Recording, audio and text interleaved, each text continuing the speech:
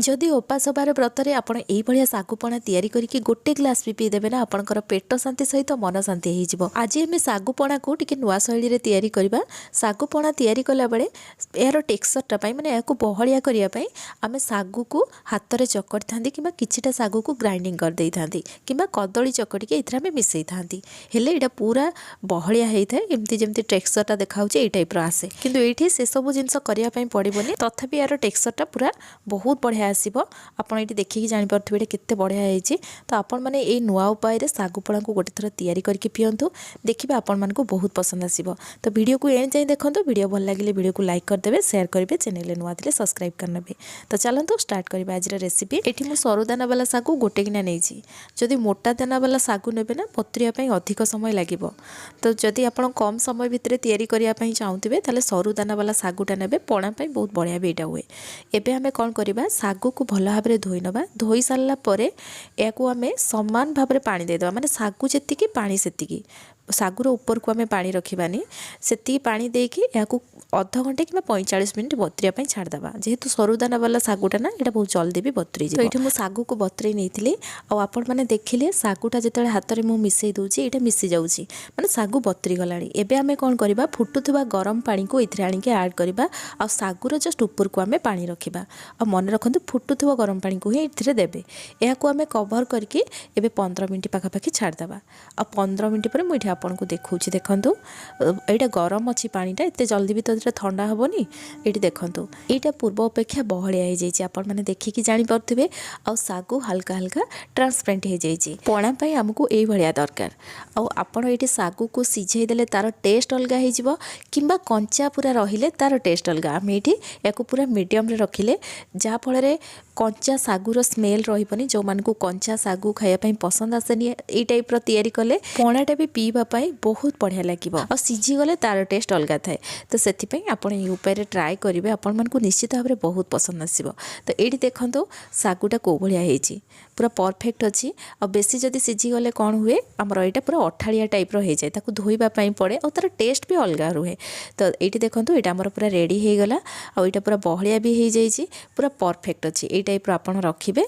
एबे आमे next process को जीवा अन्य सब जिनस ऐड करबा पूर्व आपन कौन करेंगे सागुटा तो ठंडा हो नाला ना फैन तले रखिकी ताकू नॉर्मल टेम्परेचर को नहीं आसबे तापर ये सब जिनस ऐड करेंगे। तो मुझे हाफ किना छेना ऐड कली और कदली को पूरा छोट छोट काटिकी मुझे ऐड कली आपन चाहिए कदली ये चकड़ी पारे जेहेतु यहाँ बहलिया अच्छी जदि कदली ये चकड़ी देवे यहाँ अत्यधिक बहलिया हो जोटा कि पीवाई भल लगे किंतु चाहिए अल्प मात्रा आप चकड़ी पारे।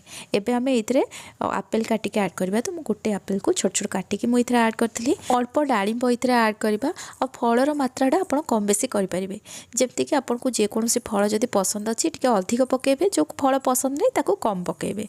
एबे आम ये अंगूर पकेबा तो मुझे कला आ ग्रीन कलर अंगूरटा दुईटा सारा पकई आ चेरी को छोट छोट काटिक मुझे ऐड करी। एबे आम दही ऐड करवा मुझे गोटे किना दही ऐड कली दही को जिते ऐड करेंगे पूर्व आप फ्रिज रे रखिदे ठंडा ठंडा दहीटा जब ऐड करेंगे ना आपंकर ये जो पणाटा भी पूरा ठंडा हम तो अल्प टे पानी देकी मुझे ऐड करी। एबे आम मिश्री पानी ऐड करवा मिश्री को गुंड कर नहीं गुंड करके पानी देकी ताको बतरे नवा जल्दी बतरी जापर आम फ्रिज रखीदे ये ठंडा हो जाए ना तापर आणिक आम ये ऐड करवा। एबे आम नड़िया कोरा ऐड करवा और ड्राई नट ऐड करवा। ड्राई नट रे एठी मो काजू पिस्ता आलमंड नहीं और सब जिनस को आपड़ छुरी रे काटि पारिबे किंबा हेमदस्तारे हल्का टिके दरदरा करके गुंड करने तापर ये ऐड करेंगे। पणार फ्लेवर पाई एठी आम गोलमरिच आ गुजराती को गुंड करके ऐड करवा। गोलमरिच देले पणार टेस्ट बहुत बढ़िया आसीबो ता सहित गुजराती फ्लेवरटा बहुत बढ़िया आसीबो और गोलमरिचटा को एमती सांगे सांगे गुंड करके पकेइले ना तार टेस्टटा बहुत बढ़िया आसे। तो सांगे सांगे एमती गुंड करके ही पकेबे। एबे आमे सब जिनस को भल भाव में मिक्स करनबा और ये पणा टिके बहलिया लगुची से आम कौन करवा ठंडा क्षीर कि आप ठंडा पानी भी नहीं पारती देकी यार कंसिस्टेंसी को एडजस्ट करेंगे केतिकी बहलिया केतिकी पतला रखापी चाहते से अनुसार ये ऐड करेंगे। तो मुझे अल्प क्षीर कंचा क्षीर ये नहीं ऐड करके भल भाव में मिक्स करनेली।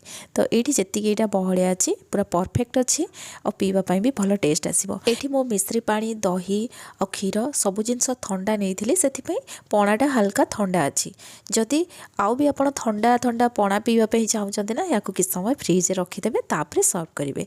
तो ये चलते आम सर्व करवा मुझे 2टा ग्लास ऐड करके ऊपर सजाइवाई मुझे पिस्ता बादाम को गुंड करके ऐड करी अंगूर चेरी और डाळिंब देती आपड़ जमी चाहिए उपरटा से अनुसार डेकोरेट करेंगे और सर्व करेंगे। आपण मैंने चाहिए कंचा सागु को नॉर्मली जमी पणा करती से टाइप तैयारी करके पी पारे किंतु ये टिके डिफरेंट ना ये आम सागु को बेसी सिझेवा ना ताकू कंचा रखा तो तार टेस्ट डिफरेंट आसो निश्चय ट्राए करेंगे जेकोसी पर्वपर्वाणी दिन हो कि खरा दिन में एमती ही आपड़ ये पणा को तैयारी करके पींतु और तैयारी करके पी सारा पर ना केमती लगे मत कमेंट सेक्शन में जनइबे। जदि आज ये सुपर टेस्टी सागु पणाटी आपण मानक पसंद आसी निश्चय लाइक करके जिवे पुणी आसबि नुआ रेसिपी नहीं कि से पर्यंत रहुछि।